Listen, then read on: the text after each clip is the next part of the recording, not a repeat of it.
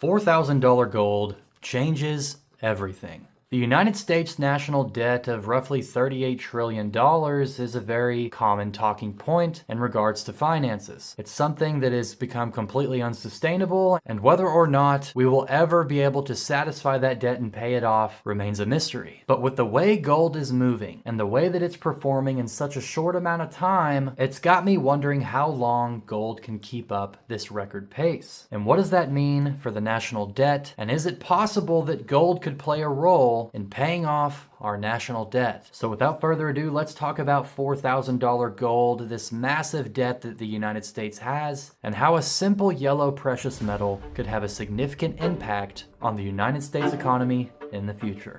Let's get into it.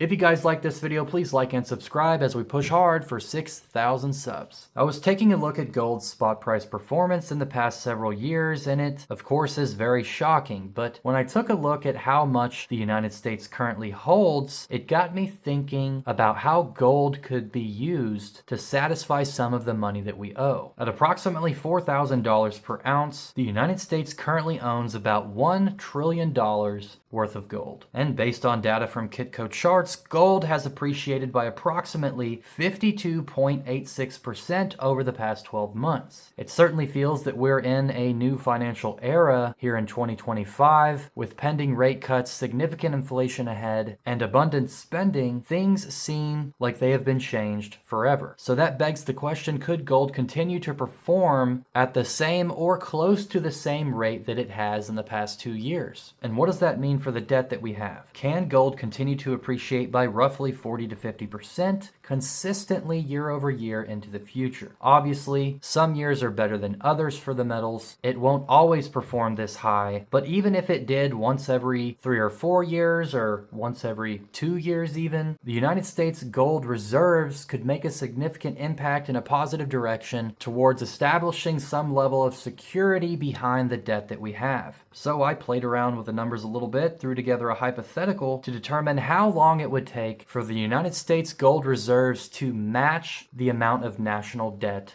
that we have.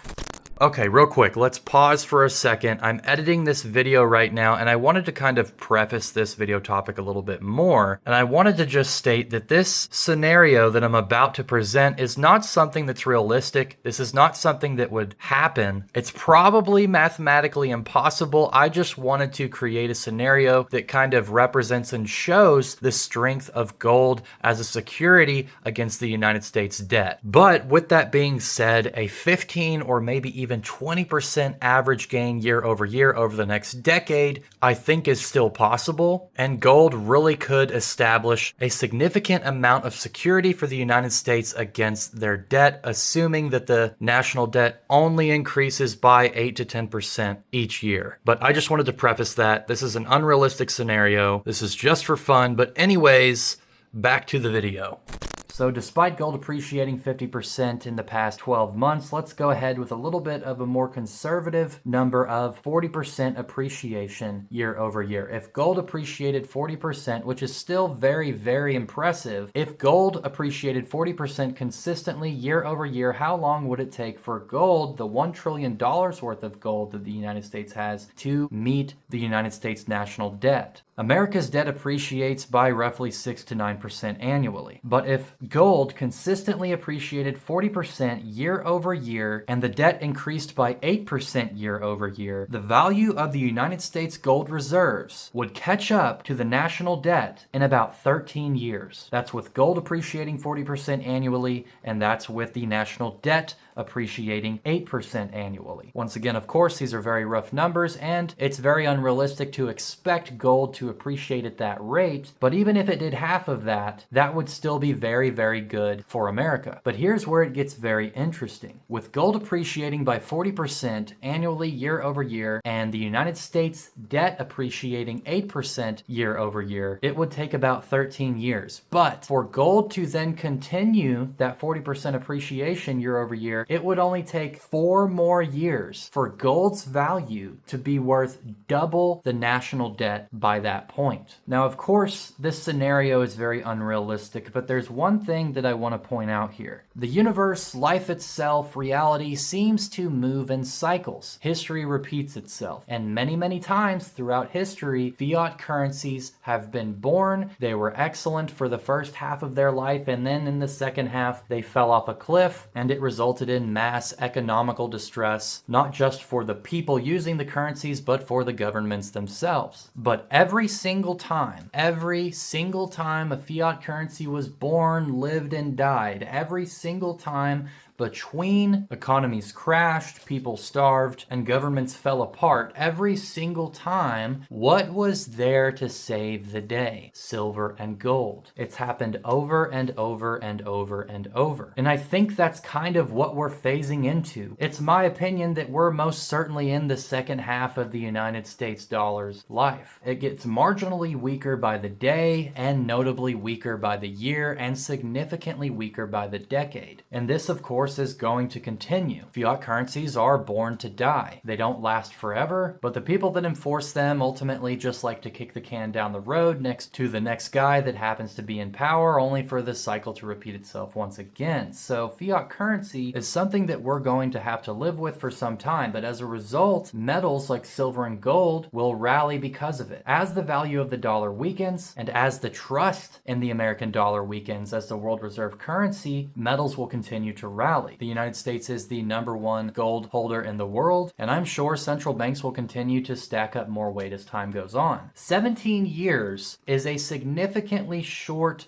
amount of time. That's a very small amount of time for the United States gold reserve valuation to be equivalent to the United States debt. So even if gold has some stagnant years, or maybe some years where it only appreciates 5 to 6 to 7%, if we can get a few years in there where it appreciates 30, 40, maybe even 50% like we've seen in the past 12 months, it wouldn't take too terribly long for gold to once again become a primary player in the battle against the United States debt. Now, would the United States turn around, sell all their gold to pay off the debt? I highly doubt it, but just having that security backing us would be significant. I have no idea what the powers that be would decide to do with this. If gold were to be valued that highly, I don't know what policy they would push. I don't know what decisions they would make. But if gold can appreciate 50% in the past 12 months, it can do it again over the next 2 or 3 years. And where we stand right now, I don't really see any reason as to why the spot price growth of gold would slow down anytime soon. We're literally on a schedule to kill the dollar. Every couple of months, we're going to get interest rates. The big beautiful bill has significant amount of spending that it's going to employ over the next several years. So I don't see a world where gold stagnates for very long if it does, and I most certainly don't see a world where gold crashes back down to 3,000 or 2,500 or 2,000. I think we are on a path. We bought the ticket with debt, rampant printing, abundant spending, and now we have to take that ride. And eventually that ride will crash, but I think gold happens to be the life-saving seatbelt. Obviously, this is all theoretical and hypothetical, and I'm just throwing ideas out there, but I think it is very significant. When you look at history, silver and gold has bailed out economies in the past. It's served as the primary currency in the past in between fiat currencies to keep civilization going, and we all know that history repeats itself. It makes sense why the popularity of the common person stacking silver and gold is pretty low. Meanwhile, with central banks and other governments, foreign governments, it's a hit. It makes sense because the one who owns the gold makes the rules, and for the common person, owning precious metals gives you an escape. It alleviates some of that pressure. But ultimately, do I think gold is going to continue appreciating at this insane rate? Not necessarily. But will it continue to appreciate at a significant significant rate, 20%, 30% year over year for several years to come, I think that's very, very likely. I wouldn't be surprised if 2 years from now we are looking at $5,000 gold. That wouldn't surprise me at all. While it's true, whenever you see precious metals rise, it typically means bad things are happening in the world. Economies aren't doing so well. GDP growth is slowing. Maybe countries are going through recessions. All of that is true, but ultimately, history shows that precious metals are the saving grace for economies